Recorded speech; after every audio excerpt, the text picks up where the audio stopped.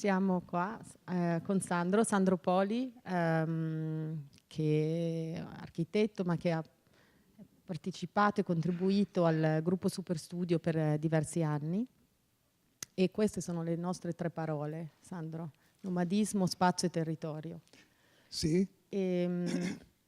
Forse comincerei con la nozione di territorio, che secondo me in diversi progetti tuoi e di Superstudio avete effettivamente trasformato attraverso il progetto, pensando al territorio, alla scala e a che cosa volesse dire poi il territorio rispetto all'architettura. Indubbiamente il concetto di territorio rispetto all'architettura era per noi una funzione, un significato importante, perché in qualche maniera serviva a identificare quello che era il rapporto tra l'architettura e lo spazio dell'architettura. Il territorio non era per noi essere occupato, ma in qualche maniera, secondo il concetto col quale lavoravamo, era il concetto di territorio non come occupato, ma come luogo di vita, luogo essenziale, luogo in cui anche il movimento aveva la sua funzione e lo rendeva vivo. In questo senso e con questo modo di progettare, di pensare al progetto, nel quale si riconosceva una funzione primaria che era quella di quasi combinare un rapporto diretto con quello che era il territorio, sono stati fatti alcuni progetti. Progetti che sono sempre rimasti non sono mai stati realizzati perché avevano un'idea quasi fuori da quello che era il concetto di realizzazione. Per fare degli esempi, io partirei dall'architettura interplanetaria, perché l'architettura interplanetaria è quella che in qualche maniera segna in modo evidente questo modo di rapportarsi con il territorio. Il territorio in questo caso non è solo legato al pianeta Terra, ma diventa fuori, diventa qualcosa che si estende in altro che per noi in quel momento che non era mai stato considerato, perché diciamo che l'architettura interplanetaria è quella che realmente si realizza quando negli anni 69-70 c'è il primo sbarco dell'uomo sulla Luna, il primo grande allunaggio.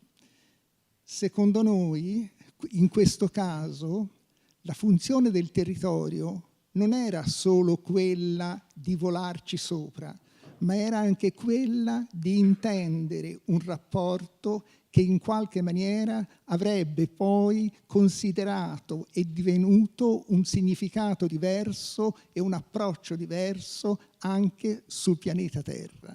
Infatti, non erano ormai più 2 pianeti, ma 2 situazioni che in qualche maniera si confrontavano e ed erano in qualche maniera direttamente in funzione e con una funzione che per la prima volta si presenta vera, reale, non più un'utopia, ma l'utopia che si fa realtà.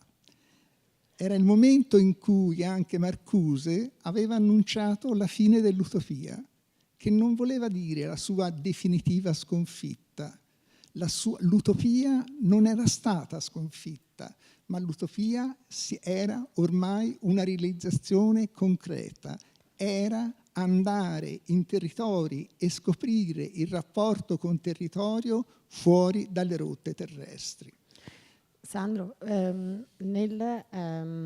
immaginare per esempio, dunque, l'architettura interplanetaria è uno dei film che avete fatto. Scusa, no.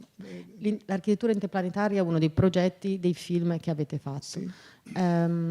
Dopo l'esperienza di architettura interplanetaria c'è un altro film che è quello dedicato all'idea della vita e della superficie. Sì.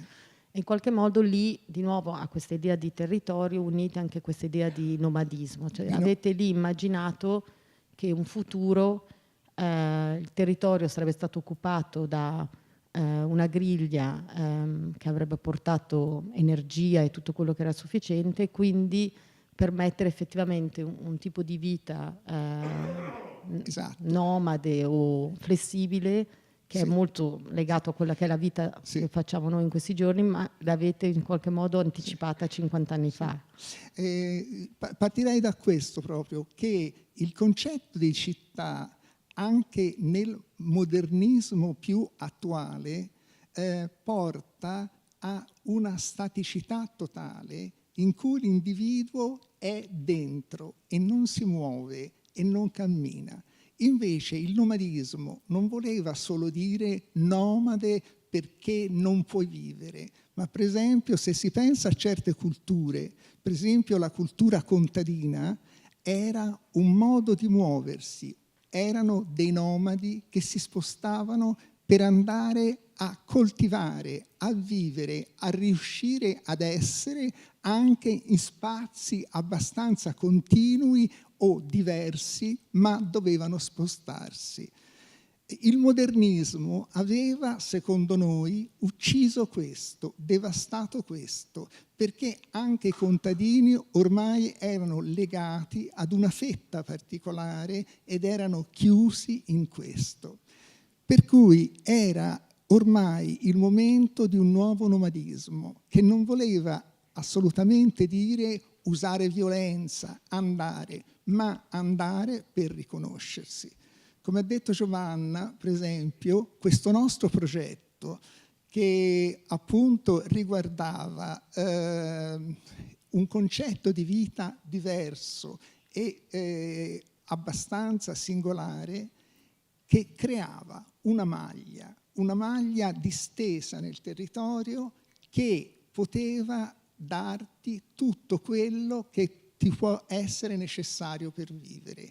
E quindi in questa maniera ti potevi spostare, vivere, convivere e anche fermarti o vivere in questo nuovo concetto di territorio, in questo nuovo passaggio progettuale dove il progetto non era più quello di creare un luogo fisso, un'architettura quasi costruita, ma di liberare il territorio, di liberare questi spazi e renderli vivi, abitabili, dove ci si poteva fermare, dove si poteva vivere, dove si poteva dallo stesso territorio, attraverso una griglia diffusa, usare il nostro mezzo per vivere. Era questa la nuova utopia. Era questo quello che secondo noi intendeva Marcuse quando diceva che l'utopia è già reale. Questa era realtà diversa, ma era il nuovo progetto di questa realtà. Pensando sia all'idea di questo continuo mutamento e anche all'idea di spazio, uno dei primi progetti su cui tu hai lavorato era ancora all'università, era effettivamente questo spazio discoteca dedicato all'idea del Piper, che è effettivamente una sorta di meccanismo in movimento nel territorio. Sì, il Piper è un progetto che io ero studente alla facoltà di architettura di Firenze e dove il professor Savioli e Ricci erano gli insegnanti più interessanti aspetti più vivi della situazione di allora dell'insegnamento, e il professor Savioli propose di progettare uno spazio di vita e di comportamento, di gioco, di dove poter vivere, dove poter andare, divertirsi, ballare, usarlo in uno spazio che era all'interno del territorio, ma era uno spazio libero, uno spazio nel quale ci si poteva andare e poi uscire, lasciarlo e riproporlo. Questo nuovo oggetto, questa nuova architettura era un'architettura nella quale appunto poteva avvenire questo. Io ho realizzato questo mio progetto proprio passando attraverso una macchina che era formata da ruote di bicicletta, dove questo grande parco, questo grande oggetto aveva la possibilità le macchine potevano salire ma anche girare in questo e quindi confrontarsi con questo spazio. Diciamo che appunto il Piper è stato uno degli oggetti che volevano non occupare lo spazio, ma renderlo vivo, poterlo anche rilasciare e usarne un altro. Era il concetto di uso che cambiava, era un concetto di unità da usare che portava appunto lo spazio dell'architettura in dimensioni diverse e in atteggiamenti diversi rispetto alla sua utilità. Non era più appunto l'utile, ma era qualcosa di completamente diverso sul quale confrontarsi e poter progettare. Grazie Sandro, dobbiamo lasciare Grazie voce a voi, agli altri. grazie a voi.